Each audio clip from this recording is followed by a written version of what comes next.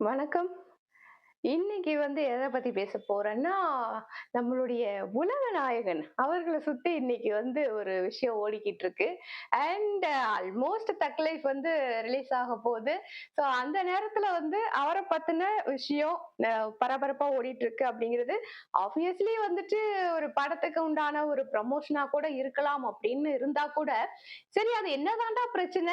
போய் பார்ப்போமே அப்படின்னு பார்த்தா ஒண்ணும் இல்ல. அவர் என்ன சொல்லியிருக்காருன்னா, ஒரு மேடையில பேசும்போது தமிழ்லயே பேச்ச ஆரம்பிச்சிருக்காரு.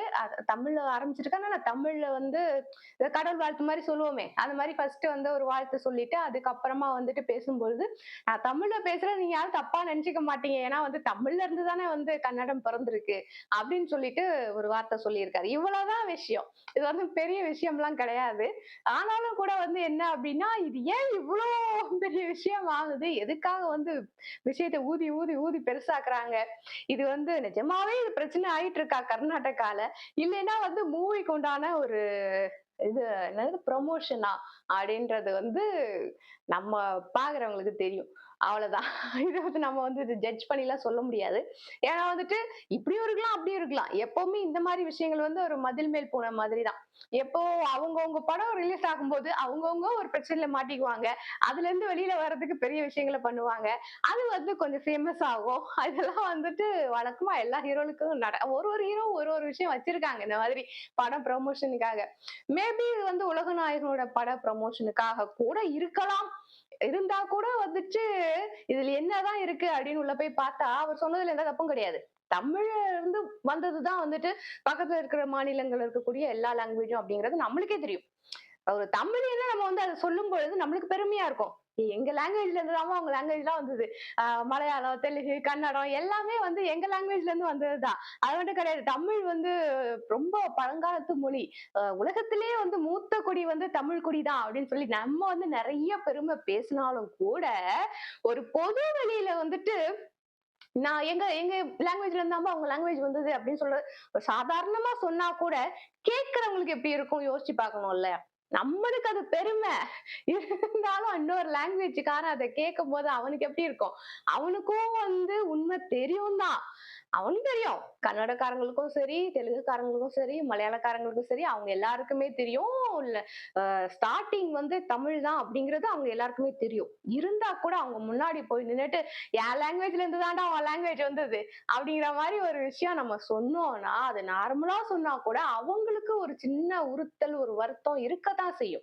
ஏன்னா எல்லாருக்குமே அவங்கவங்க தாய்மொழி தாங்க பெருசு. இப்ப நான் இப்ப நம்ம இங்க இருக்கிறோம் அப்படின்னு சொன்னா, இந்தியாக்குள்ள பார்க்கும்போது நம்ம தமிழ்நாடு விட்டு குடுக்க மாட்டோம். தமிழ் தான்டா பெருசு, தமிழ்நாடு தான்டா பெருசு, தமிழர்கள் தான்டா பெருசு அப்படிம்போம். இதே அது தாண்டி வெளியில போயிட்டோம்னா, இந்தியர்கள் அப்படின்னு பேசுவோம். இந்தியாடா, நாங்கலாம் இந்தியர்கள்டா, பாரத நாடுடா, அப்படிடா, இப்படிடா அப்படிம்போம்.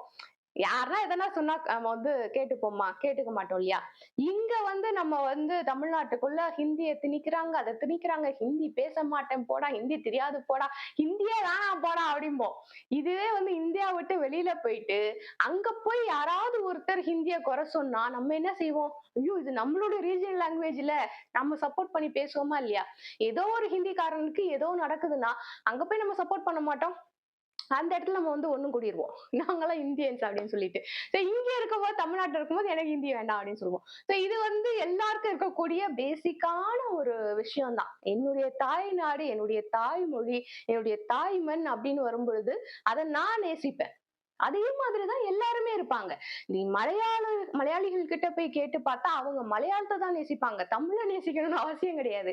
அதுமாரி தெலுங்கர்கள் கிட்ட பேசி பார்த்தோம்னா, தெலுங்கு தான் நேசிப்பாங்க. தமிழ விட அதிகமா தெலுங்க தான் நேசிப்பாங்க. அதே மாரி கன்னடர்களுக்கு போய் கேட்கும் பொழுது, கன்னடத்த தான் அவங்க அதிகமா நேசிப்பாங்க தமிழ விட.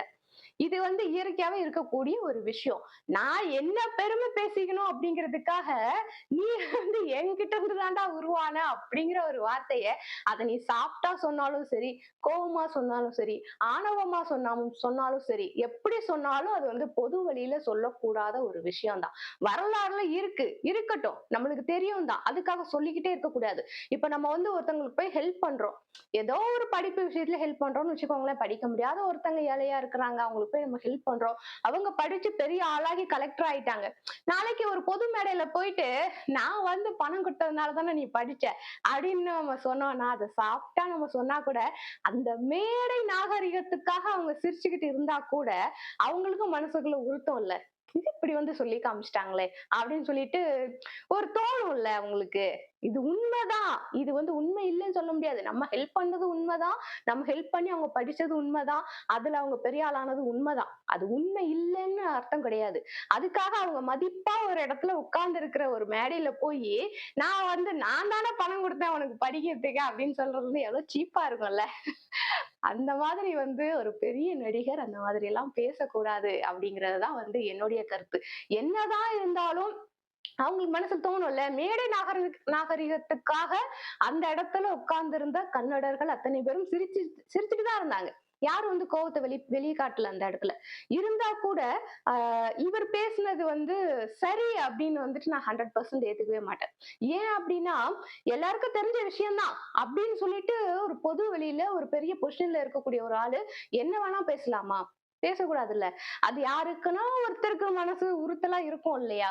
என்னதான் என் லாங்குவேஜ் உன் லாங்குவேஜ்ல இருந்து வந்திருந்தாலும் உன்னை நீ பெருமையா பேசிக்கிறதுக்காக நீ வந்து மேடையில என்கிட்ட இருந்து தான்டா உன் லாங்குவேஜ் வந்தது அப்படிங்கிற மாதிரியான ஒரு வார்த்தையை நீ சொல்ற அப்படின்னா அது எனக்கு மனசு கஷ்டமா இருக்குமா இல்லையா? என்னுடைய தாய்மொழியை நான் விட்டு கொடுக்குற மாதிரியான ஒரு பேச்சு இல்லையா அது அப்படின்னு அவங்க யோசிப்பாங்கல்ல. இதெல்லாம் நம்ம யோசிக்கவே இல்லைல்ல. சோ நம்மளுக்கு வந்து மேலோட்டமா பார்க்கும்போது என்னன்னா மன்னிப்பு கேட்க மாட்டேன்னு சொல்லிட்டாருயா, இதான்டா தமிழன், இதான்டா அப்படி இப்படிடா, இவர் தமிழன்டா, இவர் தாண்டா பச்சை தமிழா அப்படி இப்படின்லாம் நம்ம வந்து சொல்லுவோம். இருந்தா கூட கொஞ்சம் வந்து யோசிச்சு பார்த்தா இவர் தற்பெருமை பேசிக்கிறதுக்காகவோ இல்ல வந்து நம்மள பெருமைப்படுத்திக்கிறதுக்காகவோ வந்துட்டு அடுத்தவங்க மனசை கஷ்டப்படுத்தி இருக்காரு அப்படிங்கறதுதான் உண்மை. இதுல நீ மன்னிப்பு கேட்கலைன்னா கூட கண்டிப்பா வருத்தம் தெரிவிக்கணும். ஏன்னா வந்து இது பேச வேண்டிய அவசியம் இல்ல. நீ வந்து தமிழ்ல பேசுறேன்னா பேசு, தமிழ பெருமைப்படுத்தி பேசுறேன்னா பேசு. அது வந்து பிரச்சனையே கிடையாது. ஆனா வந்து அவங்களுக்கு ஒரு கொட்டு வைக்கிற மாதிரி ஒரு வார்த்தையை அந்த இடத்துல நீங்க சொல்லக்கூடாது. எல்லாம் சொல்லுவாங்க தெரியுமா? என்னதான் பேசினாலும் ஒரு இக்கு வச்சு பேசுறது அப்படின்னு சொல்லுவாங்க. அந்த மாதிரிதான் வந்து உலகநாயகன் வந்து நிறைய இடத்துல பாத்தீங்கன்னா வெளிப்படையா ஒருத்தரை பாராட்டுறது அப்படின்னு கிடையாது. அதுல ஒரு ஈக்கு வச்சுதான் பேசுவாரு. எந்த மேடையில நீங்க பார்த்தாலுமே அவரோட ப்ரொசீஜர் அப்படிங்கிறது அப்படிதான் இருக்கும். பெருசா வந்து பாராட்டி பேசுறாரு அப்படின்னா கடைசியில ஒரு ஈக்கு வைப்பாரு அதுல. அந்த மாதிரிதான் வந்துட்டு நான் தமிழ வந்து பெருமையா பேசுறேன் அப்படின்னு சொல்லிட்டு அதுலயும் வந்து ஒரு இக்கு வச்சு கன்னடர்களுக்கு ஒரு கொட்டு வச்சு அந்த மாதிரி எல்லாம் வந்துட்டு பண்ணிட்டு வந்திருக்காரு. இதை வந்து 100% வந்து அக்செப்ட் பண்ண முடியாது. இது மூவி ப்ரொமோஷனாவே இருந்தா கூட இதை வந்து அக்செப்ட் பண்ண முடியாது. ஏன்னா நிறைய கன்னடர்கள் இங்க தமிழ்நாட்டுல வாழ்ந்துட்டு இருக்காங்க. அதே மாதிரி நிறைய தமிழர்கள் கர்நாடகால வாழ்ந்துட்டு இருக்காங்க. சோ கர்நாடகா தமிழ்நாட்டுல ஏற்கனவே நிறைய பிரச்சனைகள் போயிட்டு இருக்கு.